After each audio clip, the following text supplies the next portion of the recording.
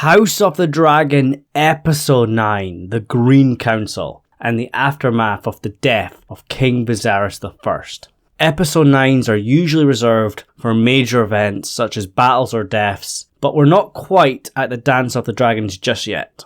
Aegon II's coronation top bills this episode, and I would say most of the first season has been very high quality, so going into this one we had very high expectations.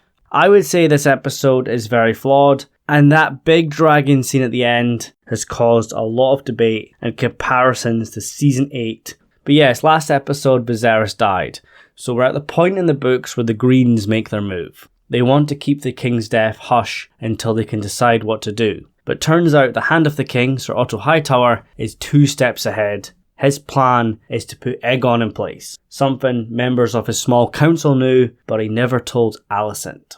And Aegon as king, he was never a nice guy in the books, but the show has made him the bad guy who stole his half-sister's throne, is a rapist who gets his kicks from watching kids fight to the death. How can you root for this guy? Most of the characters in Game of Thrones feel like real people, or at least exaggerated characters of real people. They're really grey characters, they're not black or white, good or evil. Even the Lannisters had their fans because of some of their redeeming qualities. And I think the show needs to be very, very careful.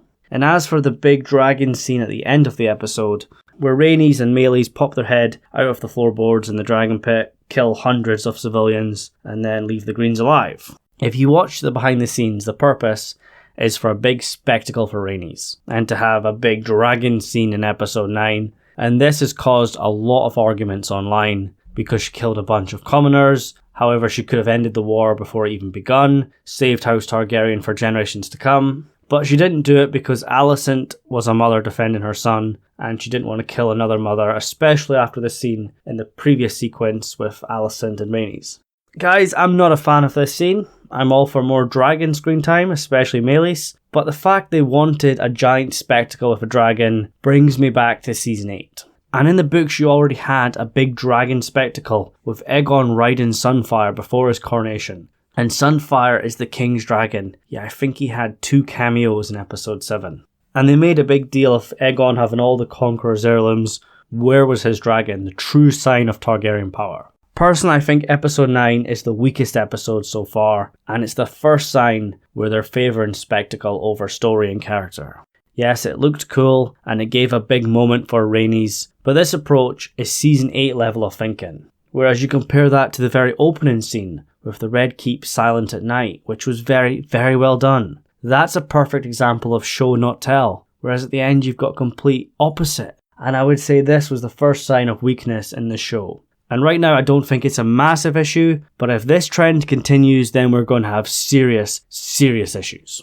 But for this episode, I would say one of the best parts was learning more about what it's like beyond the walls of the Red Keep, in a King's Landing full of scum and villainy. Because unlike the main series which spread out all over Westeros and into Essos, House of the Dragon has mostly been focused around a core bunch of characters in and around King's Landing, Dragonstone, and a few other locations. And the term scum and villainy reminds me, Larys Strong and his foot fetish, and my only question is why? Why did they do this? Whose idea was it?